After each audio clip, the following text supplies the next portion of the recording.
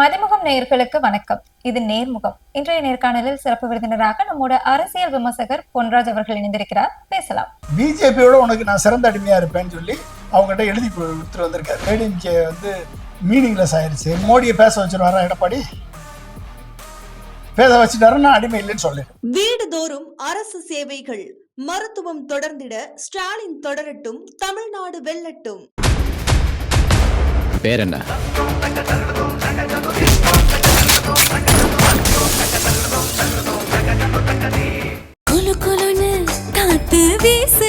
உங்கள் சத்யாவில் குளு குளு ஏசி ஆஃபர். டயா பூஸ்டர் சுகரை கண்ட்ரோல் பண்ணும், உங்க ஆரோக்கியத்தை மீட்டு தரும். சர்க்கரையை கட்டுப்படுத்துறதுக்கான எளிமையான வழிமுறை, இயற்கையான வழிமுறை. அனைத்து மருந்து கடைகளிலும் கிடைக்கும்.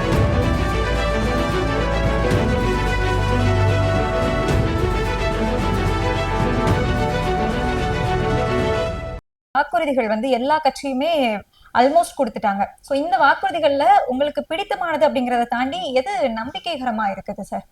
எந்த கட்சி வருது?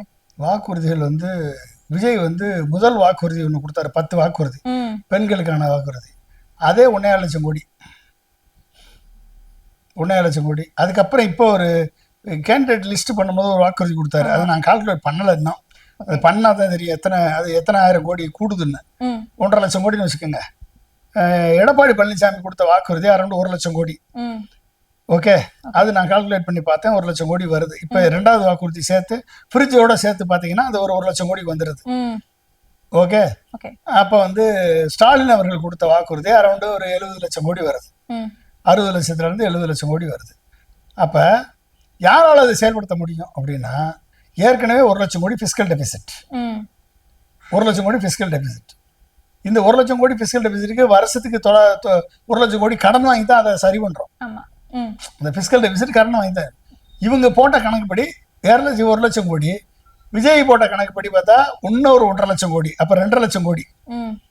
ஓகே, எடப்பாடி போட்ட கணக்குப்படி பார்த்தா இன்னும் 1 லட்சம் கோடி, அப்ப 2 லட்சம் கோடி. ஸ்டாலின் அவர்கள் போட்ட கணக்கு பார்த்தா இன்னொரு 75,000 கோடி.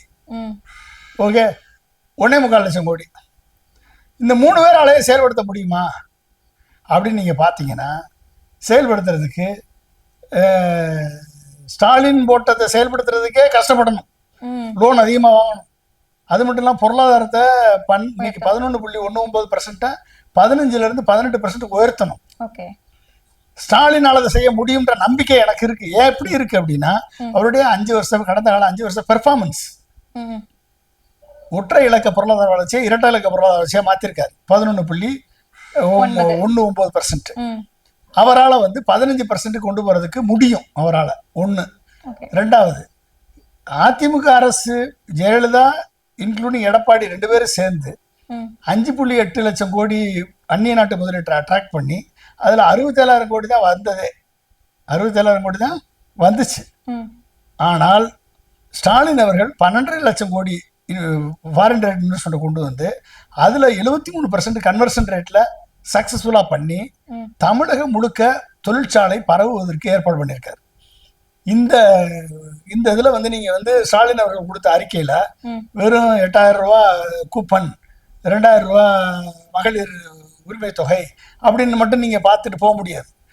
4 மண்டலங்களா பிரிச்சு, 4 மண்டலங்கள் தமிழகத்தை 4 மண்டலங்களை 20,000 கோடி முதலீட்ட சிறப்பு திட்டத்தை ஒதுக்கி 4 மண்டலங்களுமே இண்டஸ்ட்ரியல் கிளஸ்டரா உருவாக்குறேன் அப்படின்னு சொல்லி ஒரு மிகப்பெரிய திட்டத்தை சொல்லியிருக்காரு. இது 1.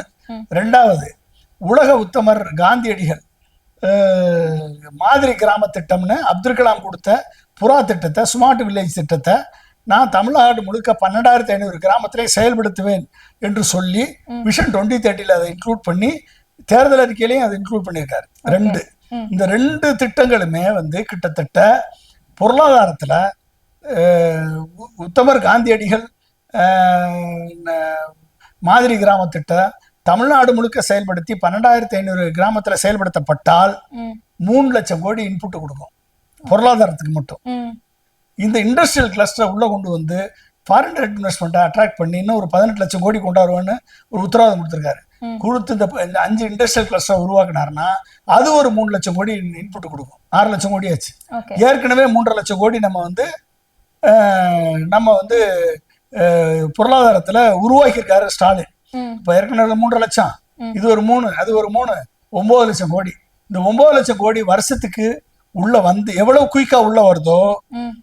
அவ்வளவு குயிக்கா வந்து $1 trillion எக்கனாமியை நம்ம அச்சீவ் பண்ண முடியும். ஓகே. புரிஞ்சுக்கிட்டீங்களா? ம், அப்ப ஸ்டாலின் அவர்கள் கொடுத்தது வெறும் இலவச திட்டங்கள் மட்டுமல்ல, ம். இதுல பொருளாதாரத்தை மேம்படுத்தக்கூடிய திட்டங்கள் ஆதாரபூர்வமா இருக்கு, ஓகே. இலவசத்தை தாண்டி. ம், அப்ப அதை செய்யக்கூடிய வல்லமையும் கடந்த 5 வருஷத்துல ப்ரூவ் பண்ணியிருக்காரு. ம். அப்படின்றப்ப ஸ்டாலின் உயர்ந்து நிற்கிறார். அவர் சொல்லக்கூடிய வாக்குறுதிகள் செயல்பாட்டுக்கு வரும் ஓகே. என்ற நம்பிக்கை இருக்கு. ம். ஆனா அது எத்தனை வருஷத்துல வருதுன்றது கொஸ்டின் மார்க். கடைசி 2 வருஷத்துல கூட வரலாம். கடைசி 2 வருஷத்துல கூட வரலாம், ம். இன்னும் அடுத்த 10 ஆண்டுகள்ல வரலாம். ஆனா என்னன்னா தொடர்ந்து இன்னும் 5 ஆண்டுகளுக்கு 5-6 ஆண்டுகளுக்கு 15% பொருளாதார வளர்ச்சியை கொண்டு போகணும். ஓகே. கிட்டத்தட்ட 8 லட்சத்திலிருந்து 9 லட்சம் கோடி பொருளாதாரத்துக்கு இன்புட்டா உள்ள வரணும். ம், அப்ப எவ்வளவு குயிக்கா இந்த திட்டங்களை செயல்படுத்துறோமோ ம். அடுத்து வந்த 2 வருடத்துக்குள்ள இந்த உத்தமர் காந்தியடிகள் மாதிரி கிராம திட்டம், அப்துல் கலாமின் கொடுத்த புறா திட்டத்தின்படி ஸ்மார்ட் வில்லேஜஸ் உருவாக்குறது, 12,500 ஸ்மார்ட் வில்லேஜஸ் 2 வருஷத்துல உருவாக்க முடியுமான்றது கொஸ்டின் மார்க். ஓகே. 7 வருஷம் பிளான் இது. ஓ, ஆனா 2 வருஷத்துலயும் பண்ண முடியும், 2 வருஷம் 3 வருஷத்துலயும் பண்ண முடியும். இதை ரொம்ப துரிதமா செயல்பட்டா. துரிதமா செயல்பட்டா பண்ண முடியும். ம், அடுத்து வந்து இண்டஸ்ட்ரியல் கிளஸ்டர் உருவாக்குறது, ஃபாரின் டைரக்ட் இன்வெஸ்ட்மெண்ட் உள்ள கொண்டாடுறது, பொருளாதாரத்தை 15% 18% கொண்டு போறது, ம். இத்தனையும் பண்ண வேண்டிய ஒரு மிகப்பெரிய பொறுப்பு இருக்கு. ம். இதை செய்யக்கூடிய தகுதி பெற்ற ஒரே தலைவர் இன்னைக்கு ஸ்டாலின் தான் இருக்கார். ஓகே. வேற ஆள் இல்ல, ம். கண்ணுக்கு வெட்டிய தூர வரைக்கும். இன்னைக்கு இதை தாண்டி யாரு மாற்று? இப்ப ஸ்டாலின் தான், திமுக தான் வந்து இன்றைக்கு வந்து ஒரு ஹோப்பை கொடுக்குது, ஒரு நம்பிக்கை கொடுக்குது. அவர்களால் மட்டும்தான் இந்த அடுத்த 10 ஆண்டுகள்ல தமிழகத்தை வந்து ஒரு வளர்ந்த நாடுகளுக்கு இணையான நாடாக மாற்றக்கூடிய ஒரு பேஸ் ஒர்க் பண்ணக்கூடிய கட்டமைப்பு இருக்கு. அது மட்டும் இல்லாம மாநில சுயாட்சி, இருமொழி கொள்கை, அடுத்து வந்து கல்விக் கொள்கை, பொருளாதார கொள்கை, இத்தனையுமே வந்து ஒரு ஸ்ட்ராங்கா நிற்கக்கூடிய ஒரு கட்சியாக அது கட்சி இருக்கு. இதை தாண்டி மாற்று சிந்தனைன்னு நினைச்சீங்கன்னா அதிமுக மாற்று இல்ல. இல்ல, அதிமுகவுல ஒரு திட்டங்கள் கூடவா நீங்க இப்போ சொல்ற மாதிரி நல்ல திட்டம் இல்லாம இல்ல, இருக்கு? நல்ல திட்டம் இருக்கு. அங்க இலவசம் மட்டுமே இருக்க ஒழிய பொருளாதாரத்தை மேம்படுத்தக்கூடிய வழிமுறையே இல்ல. அந்த தேர்தல் அறிக்கையில ம், பொருளாதாரத்தை மேம்படுத்தக்கூடிய வழிமுறை இல்ல. இதுக்கு நிதி ஆதாரத்தை எப்படி திரட்டோம்னு கேட்டா அவர் என்ன சொல்றாரு? வரி போட்டு திரட்டவும்னு சொல்றாரு. அப்ப என்ன இருக்கு? அங்க ஹாலோவா இருக்கு. அப்ப அதிமுக எப்படி வந்து மாற்றுன்னு சொல்றீங்க? நீங்க ம். எப்படி மாற்றுன்னு சொல்றீங்க சொல்லுங்க. விஜய் வந்து எந்த விதமான பேஸ் இல்லை. நான் பாட்டில் அதை கொடுப்பேன், இதை கொடுப்பேன், சீர் கொடுப்பேன், மாமன் சீர் கொடுப்பேன், 1 பவுன் நகை கொடுப்பேன், கேஸ் கொடுப்பேன் அப்படின்னு சொல்லி இஷ்டத்துக்கு சொல்லி 1.5 லட்சம் கோடி கொடுத்துட்டாப்ல. ம். இன்னும் அடுத்து சொன்ன திட்டங்களை எல்லாம் நான் கிரிட்டிசைஸ் பண்ணா என்ன தான் வைவாங்க. நான் வந்து ஒவ்வொரு திட்டமா என்னால எக்ஸ்பிளைன் பண்ண முடியும். ஓகே. ஏற்கனவே வந்து நீட் ஸ்கீம்னு சொல்லி 5 கோடி கொடுக்குறாங்க ம். என்டர்பிரனருக்கு. தமிழ்நாட்டில் மட்டும்தான் அந்த ஸ்கீம் இருக்கு. நான் போட்ட ஸ்கீம் அது. ஓகே. ஜெயலலிதா அம்மா இருக்கும் போது நான் போட்டு கொடுத்த ஸ்கீம். ஓகே. அப்போ 1 கோடி புதிய தொழில் முனைவருக்கு 1 கோடி கொடுக்கணும் ம். லோனு, 25 லட்சம் சப்சிடி, ம். 25 லட்சம் சப்சிடி, 1 கோடி லோனு. இன்னைக்கு அது 5 கோடியா உயர்த்திருக்காரு ஸ்டாலின். ஓகே. விஜய் சொல்லிருக்காரு, நாங்க வந்து தொழில் முனைவோருக்கு 25 லட்சம் கொலட்ரல் ஃப்ரீ லோன் கொடுப்போமா. ம். அப்போ உனக்கு என்ன இருக்குன்னே தெரியலையேப்பா. இது ஒண்ணு மட்டும் தான் சொல்லியிருக்கேன். 2வது அனௌன்ஸ் பண்ண ஸ்கீம்ல ஓகே. இப்ப கேண்டிடேட் அனௌன்ஸ் பண்ணும்போது ஒரு லிஸ்ட் படிச்சாருல, கொடுத்தாரு, ஆமா. அந்த ஸ்கீம்ல ஒண்ணு மட்டும் தான் நான் கிரிட்டிசைஸ் பண்ணியிருக்கேன். ம். இன்னும் எத்தனையோ பண்ணா வரிசையா நான் சொல்ல முடியும். ம். ஓகே. எதுவுமே பேஸ் இல்லை, ஓகே. எதுவுமே ஒரு அடிப்படை இல்லாம, ஒரு அர்த்தம் இல்லாம விஜய் வந்து விஜய்க்கு கூட இருக்கவங்க ப்ரிப்பேர் பண்ணி கொடுக்குறாங்க. அது வந்து செயல்பாட்டுக்கு வராது. ஏடிஎம்கே ஏன் மாற்று கிடையாதுன்னு சொல்றீங்க? இத்தனை ஆண்டு காலமா ஏடிஎம்கே திமுக அதுதானே இருந்துட்டு இருந்தது. அது எம்ஜிஆர் இருக்கும்போது அது மாற்று, ஓகே. ஜெயலலிதா இருக்கும்போது அது மாற்று, திமுகவுக்கு மாற்று ஏடிஎம்கே. ம். இன்னைக்கு இருக்குது எடப்பாடி.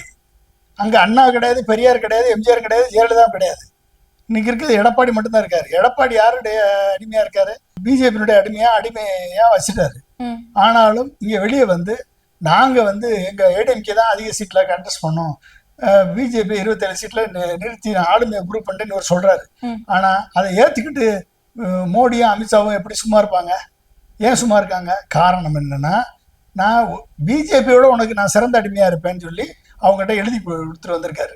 ஓகே. அதனால வந்து அவங்க சும்மா இருக்காங்க. நீ எப்படி வந்தாலும் எங்களுக்கு அடிமை தான் நீ, அதனால நீயே எத்தனை கண்டெஸ்ட் பண்ணிக்கோ, உன்னை நான் ஜெயிக்க விட்டா தானே, உன்னை அறுதி பெருமன் பெற விட்டா தானே ஓகே. நீ வரப்போற, உன்னை அழிச்சாதான் பிஜேபி வளரும் ம். அப்படின்ற நினைப்புல அவங்க வந்து கொஞ்சம் அமைதியா இருக்காங்க இல்லையே. மற்றபடி ஏடிஎம்கே வந்து மீனிங்லெஸ் ஆயிருச்சு. எம்ஜிஆருடைய கட்சி, ஜெயலலிதா கட்சி மீட்டெடுக்கப்பட வேண்டும் என்று சொன்னால் அதிமுகவில் இருக்கக்கூடிய நல்ல தலைவர்கள் எல்லாரும் ஒன்றா சேர்ந்து எடப்பாடிகிட்ட இருந்து கட்சியை மீட்டெடுத்தால் மட்டும்தான், எடப்பாடிட்டையும் அந்த ஊழல் பண்ண அமைச்சர்கிட்ட இருந்து கட்சியை மீட்டெடுக்கப்பட்டதான் அதிமுக மீண்டும் உயிர் தரும். ஆனால் அது உயிர் தழுவதற்கு எடப்பாடி மற்ற அமைச்சர்கள் எல்லாரும் பிஜேபிக்கு அடிமை சாசனம் எழுதி கொடுத்த அமைச்சர்கள்லாம் தோத்தா தான் அது நடக்கும். தோக்கலைன்னா அதுவும் நடக்காது. இல்ல மிச்சம் இருக்க அமைச்சர்கள் இப்ப அதிமுகவிலே இல்ல, திமுகவிலே தாவிக்காவிலே. ஆமா ஆமா, அங்க போயிட்டாங்கல்ல, வேற எங்க அவர் தான் விடலையா அவரு. இப்ப நீங்க எடப்பாடி அவர்கள் வந்து பிஜேபியோட அடிமை அப்படின்னு சொல்றீங்க. இப்போ கூட்டணி வச்சிருக்கிறதுனால அந்த பேச்சுவார்த்தை வருது. அப்போ கலைஞர் கருணாநிதி அவர்கள் வந்து வாஜ்பாயோட அடிமை அப்படின்னு சொல்லலாமா? அது கருணாநிதி அப்படி அடிமையா இருந்திருந்தாருன்னா இது காமன் மினிமம் ப்ரோக்ராம வந்து ஏத்துக்கிட்டா தான் நான் உனக்கு ஆதரவு கொடுப்பேன்னு எப்படி சொன்னாரு கருணாநிதி? காமன் மினிமம் ப்ரோக்ராம 370 இம்ப்ளிமெண்ட் பண்ணக்கூடாது, ராமர் கோயில் கட்டக்கூடாது, இப்படி பல்வேறு காமன் மினிமம் ப்ரோக்ராம முன்னால வச்சு இதெல்லாம் ஏத்துக்கிட்டா தான் உனக்கு ஆதரவு கொடுப்பேன்னு சொல்லி தானே கருணாநிதி சேர்ந்தாரு. அப்ப எப்படி அடிமைன்னு சொல்ல முடியும்? இப்ப இவர் சொல்லட்டுமே, நீட்டு நான் வந்து எலெக்ஷனுக்கு முன்னால நீட்டை வந்து தமிழ்நாட்டுக்கு இனிமே நீட்டு கிடையாது,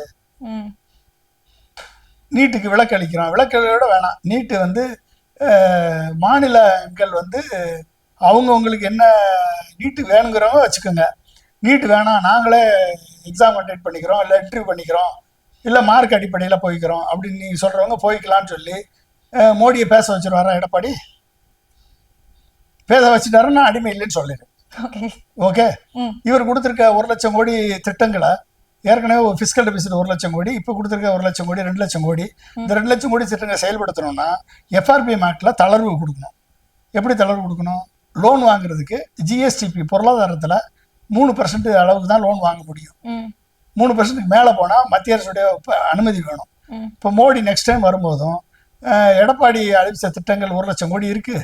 இந்த 1 லட்சம் கோடி திட்டங்களை ஏற்கனவே 1 லட்சம் கோடி ஃபிஸ்கல் டெபிசிட் இருக்குது. இந்த 2 லட்சம் கோடி அனௌன்ஸ் பண்ணுறதுக்கு எஃப்ஆர்பிஎம் ஆக்டில் தமிழ்நாட்டுக்கு விலக்கு கொடுக்குறேன் எடப்பாடி கவர்மெண்ட் வந்தா, எடப்பாடி தான் முதலமைச்சர், எடப்பாடி தான் அதிமுக தான் முதல் பதவி வைக்கும், என்டிஏ கூட்டணி ஆட்சி கிடையாது, அதிமுக ஆட்சி தான் நடக்கும், அதுக்கு வந்து நான் வந்து உறுதுணையாக இருப்பேன், எஃப்ஆர்பிஎம் ஆக்டில் வந்து நான் தளர்வு கொடுத்து இன்னும் 1% கூட லோன் வாங்கி இதை செயல்படுத்துறதுக்கு நான் உறுதுணையாக இருப்பேன்னு மோடி சொல்லுவாரா? சொல்லிட்டாருன்னா நான் அடிமை இல்லைன்னு சொல்லிடுறேன். இல்ல ஃபர்ஸ்ட் இவர் கேட்டாதான் அவர் சொல்லுவாரு. ஆமா, அதுதான் நான் சொல்றேன். நீ கேட்டா நான் அடிமை இல்லைன்னு சொல்லிடுறேம்மா. என்னமா இருக்கு, நான் எதுக்கும் அடிமைன்னு சொல்ல போறேன் அவரை போய்? பாவம், அவரு எடப்பாடி தான் ஆளுமை மிக்க தலைவர், அதிமுகலையே அதை ப்ரூவ் பண்ணிட்டாரு. அவரை நம்ம வந்து குறை சொல்றதுக்காக இல்லை, ஆனால் அவருடைய சுச்சுவேஷனுக்காக வேற வழி இல்லாம அவர்கிட்ட போய் உங்களுக்கு போய் சரண்டர் அடைஞ்சிருக்காரு. நாளைக்கு ஏன்னா எடப்பாடி இங்கேயும் பேசுவார் அங்கேயும் பேசுவார். வட மாவட்டங்களில் போய் வன்னியர்கள் இருக்க பகுதியில் போய் 10.5% நான் மீண்டும் கொண்டாடுவேன்னு சொன்னாரு. அதே சிவகங்கையில போய் அது முடிஞ்சு போன விஷயம் சொல்லிட்டு போயிட்டாரு. அப்ப இவர் எப்படி நம்புவாங்க மக்கள்? நம்புறதுக்கு வாய்ப்பு இல்லை. அப்ப வந்து இதை செஞ்சுட்டா ஓகேன்னு சொல்லிடுவோம். டெப்ட் ஜிடிபி ரேஷியோ வந்து நான் இவ்வளவு தூரம் குறைப்பேன்னு சொல்லுங்க, நான் ஏத்துக்குவோம். சரி, செஸ் வரியை வந்து தமிழ்நாடு உள்ள இந்தியா முழுக்க நான் வந்து 10% இருந்த செஸ்ஸை 25%க்கு ஏத்திட்டாரு மோடி. எடப்பாடி நீங்க எடப்பாடி மட்டும் முதலமைச்சர் ஆக்கினீங்கன்னா நான் செஸ்ஸே போட மாட்டேன், 10% நான் செஸ் போடுவேன் அப்படின்னு மோடி வந்து உறுதி கொடுத்துட்டாருன்னா நான் வந்து எடப்பாடி வந்து ஆளுமை மிக்க தலைவர்னு நம்ம ஏத்துக்கலாம். இதெல்லாம் செய்ய முடியுமாமா? அப்புறம் நேஷனல் எஜுகேஷன் பாலிசியை நான் தமிழ்நாட்டில் திணிக்க மாட்டேன், சமக்கர சிக்ஷா அபியான் திட்டத்தை வந்து நீ ஏத்துக்கிட்டாதான் என்இபி ஏத்துக்கிட்டாதான் நான் சமக்கர சிக்ஷா அபியான் திட்டத்துக்கான நிதியை நான் வந்து கொடுப்பேன் அப்படின்னு சொல்லி நான் கண்டிஷன் போட மாட்டேன்னு மோடி சொல்லிட்டாருன்னா நான் எடப்பாடி ஆளுமிக்க தலைவர் அடிமை இல்லைன்னு நான் ஏத்துக்கிறேன். சரியா? ஓகே.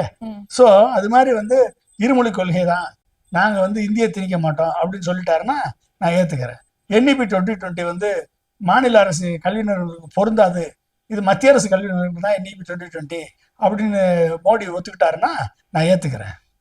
கச்சத்தீவை வந்து என்னால வந்து ஒரு குத்தகைக்காக எடுத்து லீஸுக்காக ஒரு 99 வருஷம் லீஸுக்காக எடுத்து நம்மளுக்கு கொடுத்துட்டாருன்னா நான் வந்து இவர் அடிமை இல்லைன்னு ஏத்துக்கிறேன். இது எல்லாமே செய்யக்கூடிய நிலைமையில தானே மத்திய அரசு இருக்கா இல்லையா?